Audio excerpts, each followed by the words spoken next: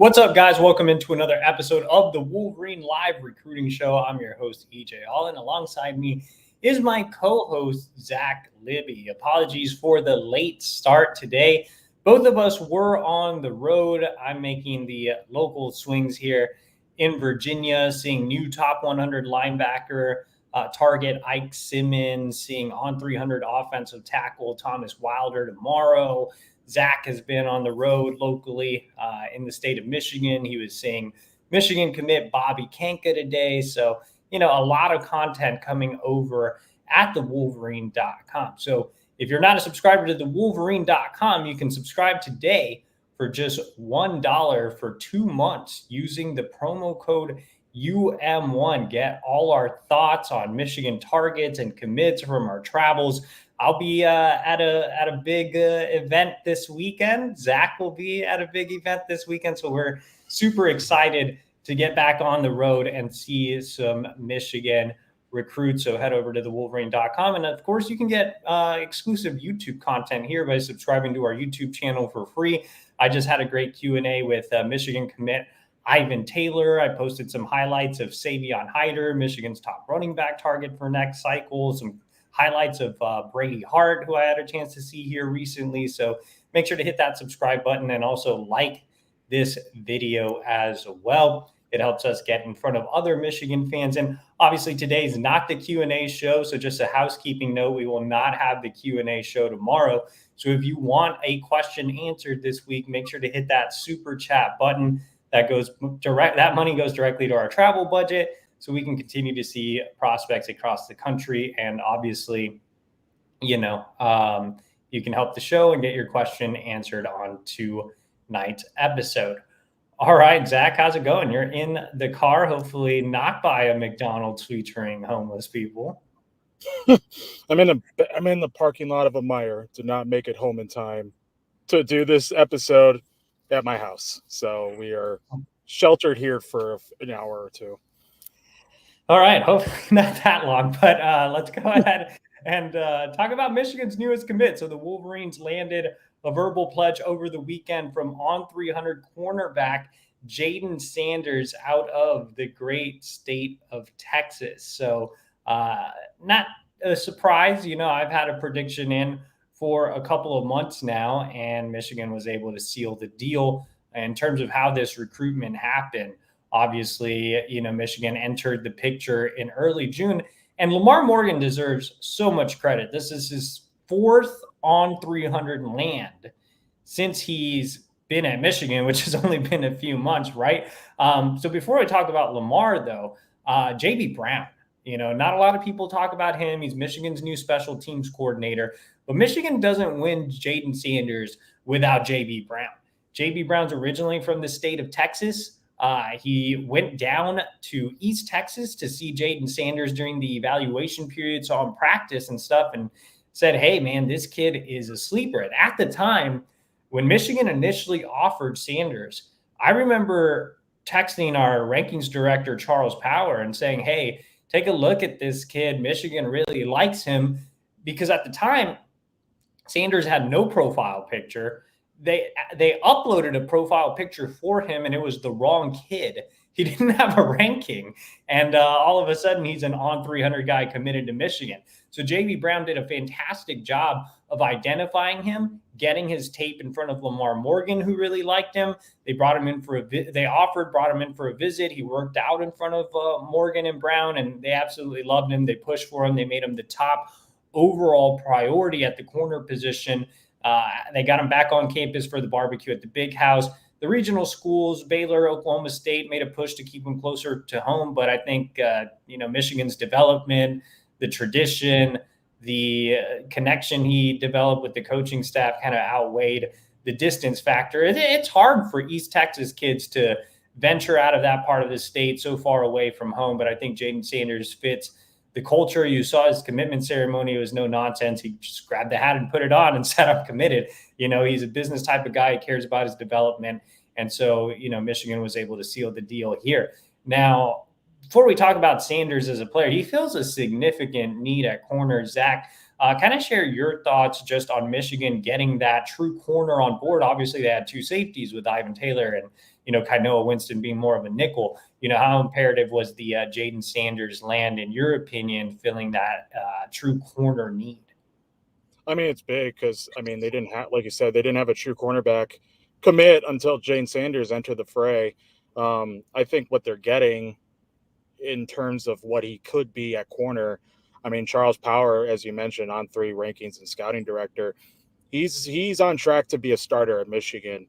And the comparisons that he made to the Wolverine about Jayden Sanders with 2024 signee Josiah Edmond, I mean, if you look at the film, it really makes sense. I mean, both are really good athletes, both really good high school players. They're able to translate their athleticism to the technical side of things.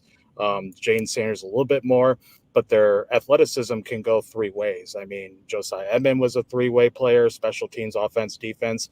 Same with Jayden Sanders. I think you want a guy with a longer frame, especially. I think that's what Michigan is certainly going after. I mean, Jayden is 6'2", 175 pounds. So the development that he could get at Michigan should arguably translate into him gaining significant playing time once he fully matures physically. I think it's a really solid land, especially going into East Texas, and just being able to, I guess, beat out competition. I mean, it's Big 12 schools, but again, I mean, getting a kid from out of the region, convince him to go to Michigan, convince him that his goals can be accomplished in Ann Arbor. I think it just speaks to the job that, as you mentioned, Lamar Morgan and JB Brown did this offseason. Definitely. So with that Josiah Edmond comp, I can see it as well. When you look at Jayden Sanders, like Zach said, you see a really fantastic athlete with a ton of upside. You see a big frame, a long kid. He's the type of corner that usually excels in the Big Ten Conference, specifically at a place like Michigan. So I think Jayden Sanders is going to be a great player at Michigan. The thing that Jayden Sanders doesn't necessarily have that Josiah did is the verified times. So speed is something that I think Michigan will want to focus on as they look to add a corner to complement Jayden Sanders. So like I mentioned, they have Jayden Sanders as a true corner, Ivan Taylor as a safety, who can also play some nickel, Kainoa Winston as a true, Mike Sanders type of nickel. They want another corner. Now, the problem is, corner is a premium position that often commands NIL dollars. A lot of corners are off the board. Michigan is looking to flip some corners. Zach, who's one corner that you would like to see Michigan really make a hard push for to flip? Based on the measurables and the physical traits of this one prospect, I really, really am impressed with just what this kid brings to the table, and that's on 300 cornerback Jamar Beal Goings out of Goodyear, Arizona, which is in the Phoenix Valley. Committed to Texas A&M, but I mean, this is a kid who runs a 4.29 40-yard dash, a 10.43 100-meter, a 12-foot broad jump, right? Like, this is ranked number 1 overall in the state of Arizona in 2025. I mean, his athleticism is off the charts, and it makes sense why Lamar Morgan is building communication and making a push. This is a kid who hasn't visited yet, but I'm sure Morgan is chipping away to achieve that happening. But we did an interview on the Wolverine about Jamar Beal Goings with his head coach. I mean, this is an athletically gifted prospect, and if you line him up at cornerback opposite of Jayden Sanders, I think that's a very, very serious haul. Considering when you add Kainoa Winston and Ivan Taylor, I mean, that would be a phenomenal job by Lamar Morgan. So there's certainly other Texas A&M pledges that Michigan's going after, like Adonis Curry out of California, but I don't think it wouldn't really be a surprise to me if Michigan's second cornerback commit was ended up flipping to Michigan, whoever it may be. I just think that might be in the picture for Michigan this fall. Yeah, so if I were to pick one, I would really like to see Michigan land Donovan Star, who's currently committed to Auburn. He's not the most highly rated guy, but I think he's a prospect that will rise up the rankings. And I know for a fact he's very high on Michigan's board. And, I think Michigan values him maybe more so than the services. And what I think, you look at Auburn, right? And you think, well, NIL, Auburn spending all this cash, but I do think that there are some really good connections when it comes with Donovan Star. And you look here, he's an industry 4-star, but just outside of the top 300. But the connections with Donovan Star is he's a Ravenwood kid. If you follow Michigan recruiting, you know that Michigan does well recruiting out of Ravenwood. They landed Junior Colson out of there. They landed Miles Pollard out of there. The program in general has great relationships with folks around the Nashville area. They always pluck a Nashville area kid, it seems, every cycle. So I think that Donovan Star, despite being committed to Auburn, is still realistic. You saw him tweet out his Michigan official offer. He obviously has some excitement about the program. I know there's been dialogue there between Star and new Michigan secondary coach Lamar Morgan. So, yeah, I mean, Donovan Star makes a lot of sense, and he checks that speed box. We talk about having verified times. Donovan Star runs in the 10.5s. I believe his time was slightly faster than former Michigan commit Phillip Wright. So, I mean, he has blazing speed. Same with Jamar Beal Goins, who I think is even faster, right? 10.49. So these are some 10.43. Holy crap. So, yeah, these are some pretty elite times when you're talking about Beal Goins and Donovan Star. I think those are the type of guys you want to complement a Jayden Sanders. And one more I'll throw out there. I'll go ahead and cheat. My guy, Georgia commit Shamari Earls. So maybe a long shot, but little birdie told me today that there's some communication. It's open, maybe opening the door a little bit. Everybody knows how much I like Shamari Earls. I think he's a 5-star prospect. He flipped from South Carolina to Georgia earlier in the cycle, but Michigan was right there, finished in second place for Shamari Earl. So, hey, it doesn't hurt for Lamar Morgan to keep trying throughout the fall. Could be something there. All right, let's go ahead and move on to our next topic, and that is franchises. Who doesn't love a franchise like Meyer? That's why Zach picked this parking lot. He loves franchises. We all love franchises. And what better industry to get into right now than franchises by using My Perfect Franchise? Are you a displaced corporate executive or wanting to put your career in your own hands? Or are you an experienced entrepreneur wanting to diversify? Andy Luedecke can help. Andy is a huge college sports fan and a franchise veteran, having owned multiple franchises and businesses. Using his expertise, he helps others find their American dream through a very thorough consultation and evaluation process. Call Andy, put your life and career in your own hands, and best of all, his services are 100% free to use. So what do you have to lose? Visit Andy over at myperfectfranchise.net. Give him a call at 404-973-9901 or email him at andy@myperfectfranchise.net. I mean, think about it. All of us have driven past a Meijer or a Kroger or a Harris Teeter, whatever, a Publix.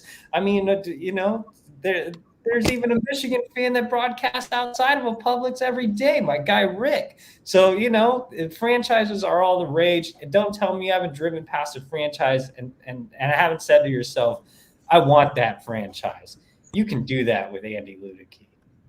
All right, let's go ahead and move on to 5-star offensive tackle Andrew Babalola. It's August 13th. He was supposed to make a decision by August 12th. That did not happen.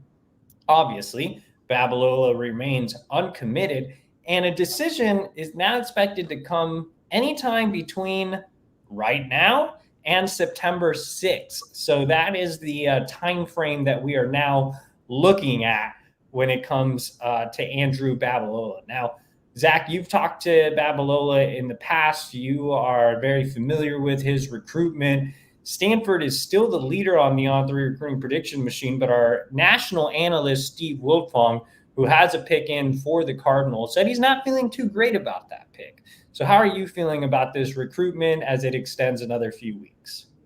Yeah, I was just about to say, I mean, Stanford remains the RPM leader, but it doesn't feel like confidence is at the point in which it says it right there at an 88%. I mean, not just Michigan. I mean, you're talking about Auburn, which has risen the ranks considerably over these past couple of weeks in terms of building a relationship with Babalola and making him feel comfortable around that school. And let's not forget Oklahoma and Missouri who are still in it. But I mean, I think the consensus, which has been the case since June, has been just the combination of athletics and academics really appeals to both Andrew and his family. He's mentioned academics quite a bit. And when you're talking about like a top 5 public university in Michigan, I mean, it gives him everything that he would want in terms of his goal settings on and off the field. Then you add Grant Newsome, offensive line coach, head coach Sharon Moore. Both have backgrounds as players and coaches on the offensive line. You're talking about connection building with peers. Like Babalola has been able to, get with guys like Avery Gash, who's committed to Michigan. On his visits, he was able to meet with, the 2024 offensive line signees like Jake Wanera and Blake Frazier. But overall, I mean, that means if it happens to the point where we're in September and he hasn't made a decision, that still gives Michigan a chance to keep making moves in order to suppress, I guess, Stanford's academic renown, resources, Auburn's, recruiting heater that they've been experiencing this summer, close to home with Oklahoma and Missouri. But again, I think Michigan has given everything and has pitched everything that they can do. I just don't really know what else is there that's left to see or learn about, considering he's been there for spring camp practice and an official visit. And to go along with that, he's been in communication with the coaching staff for several months. So overall, I think Michigan has done pretty much everything that they could do in order to convince a 5-star offensive tackle that a school like Michigan, which has championed offensive linemen over the past few years, that's the home for him. So it'll be interesting to see. I just don't really know at where kind of Michigan stands in terms of where they lead or how far are they behind of certain schools. It's just at this point where I think we're just guessing at this point. Yeah, I'll start off by saying this is an extremely difficult recruitment to read. I don't think anybody really has a true idea of what school Babalola is leaning towards right now. I certainly wouldn't say that Stanford is out of it, but it does seem like they've lost some traction, which is good news for Michigan. The bad news for Michigan is NIL hasn't really been a factor in this recruitment. And all of a sudden, Auburn is rising up the charts here. Auburn is obviously doing NIL a little different. Now, Michigan is stepping up with NIL and making adjustments and putting together some packages for certain recruits, but they're not doing what an Auburn or a Miami or an Oregon is going to do. They're not going to break a bank for the recruit or for any recruit. That they want to take care of guys on the team while also making improvements on the recruiting trail. And so they have, specific packages and specific things they want when it comes to NIL and recruiting. Again, they're not just going to go out there and throw cash around, which hasn't been a factor when it comes to Babalola's recruitment. And when you're a 5-star offensive tackle, normally it is. So, Michigan's not going to go against their nature and just all of a sudden get into some type of bidding war with Auburn. But do they really need to? I don't know. I don't have a good feel for Babalola's personality or his background, to be completely honest with you. I'm not sure. I think Michigan offers the best blend of everything. The education thing is real, which I have no reason to believe it hasn't been real. That's why Stanford got a pick this summer. Michigan is right up there in terms of an elite education. you will get some NIL, certainly better than Stanford. And you'll definitely get the best development. You have the best offensive line production. You have a head coach who led the offensive line to 2 Joel Moore awards and is still very offensive line centric. So if you're looking for the best blend, Michigan offers that. Stanford has the edge with education. Auburn has the edge when it comes to NIL if you're looking for some straight up cash. But if you're looking for a blend of all three, I think it's Michigan. And that's why I still think Michigan can win this recruitment. Now, Zach made a good point.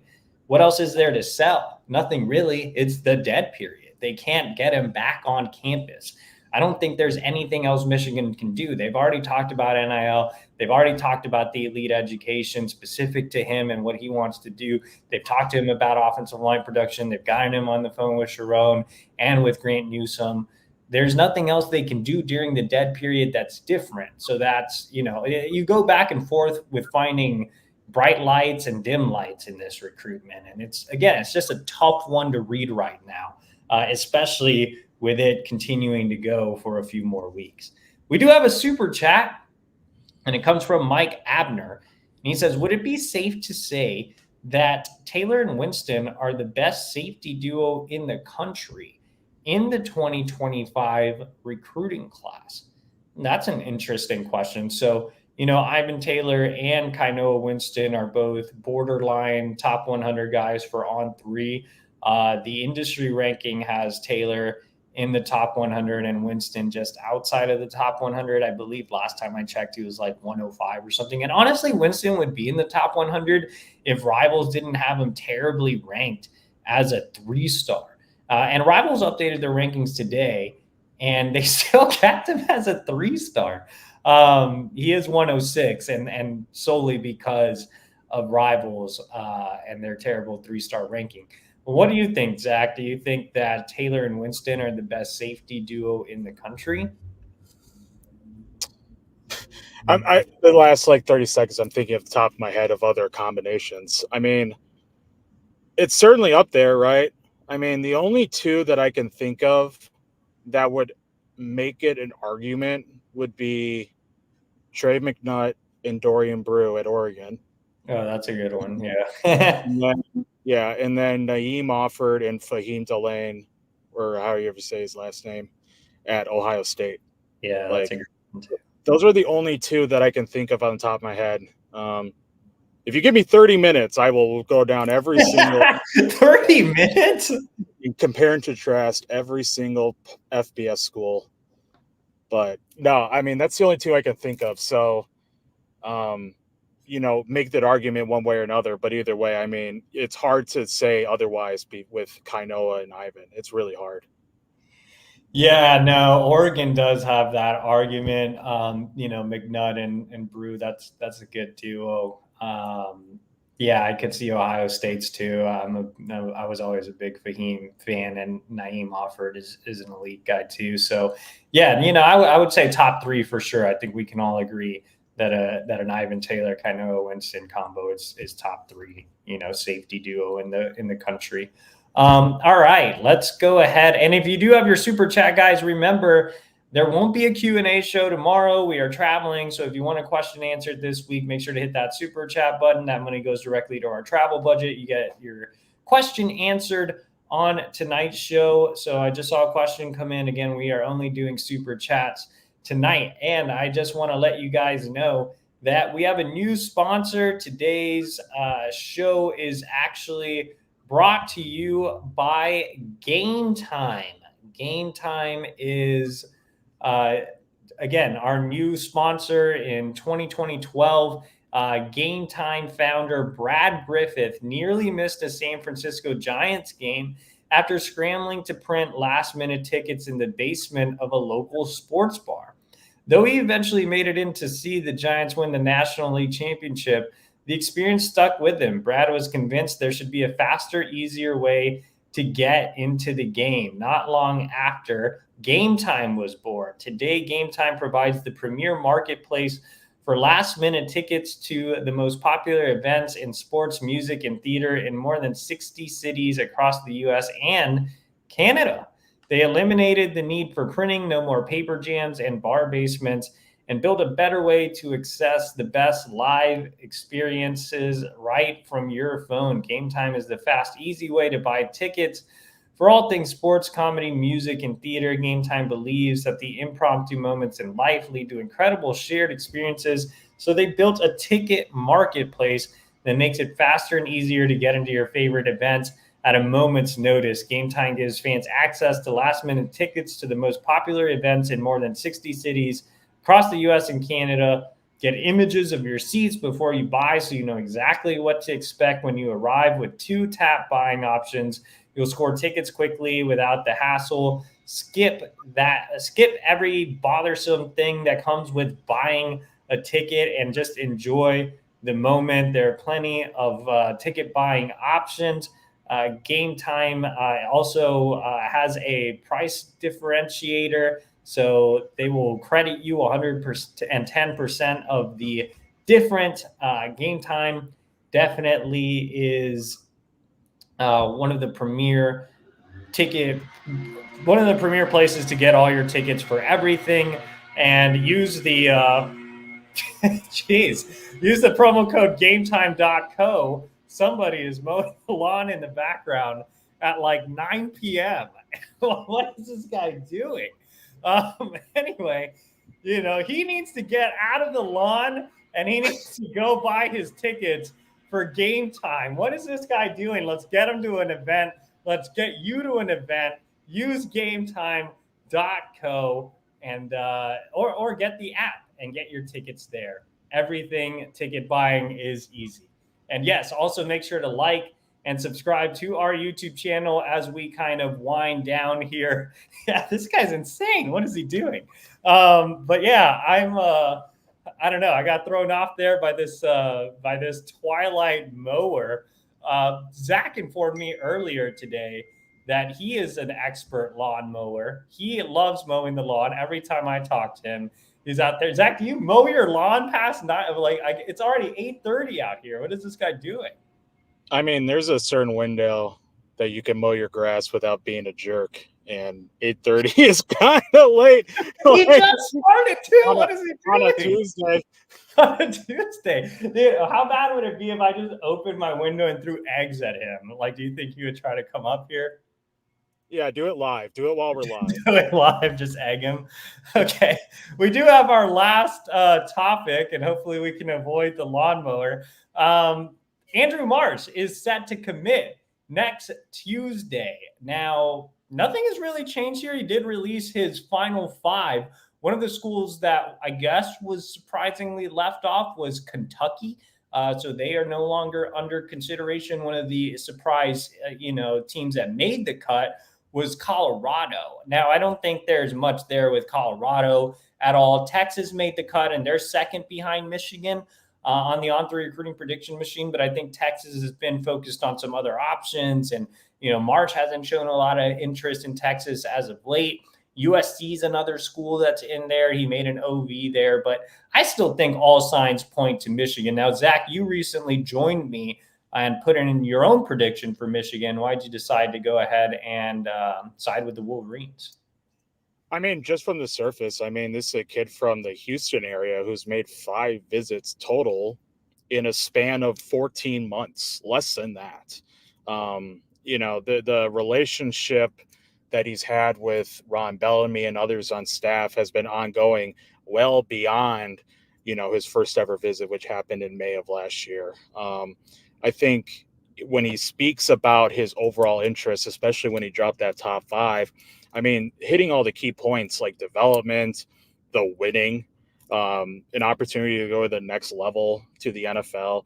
That's all there for a kid like Andrew. I think his family's gotten really comfortable with the staff. I think they've gotten really comfortable with the area of Ann Arbor. I think there's also a window, right? Like for a kid like Andrew to really make an impact early for a school like Michigan. Like wide receiver in general is always a position where if you're a freshman, you have a better shot at seeing the field compared to other positions. When you look at Marsh, this is a kid who can line up in the slot.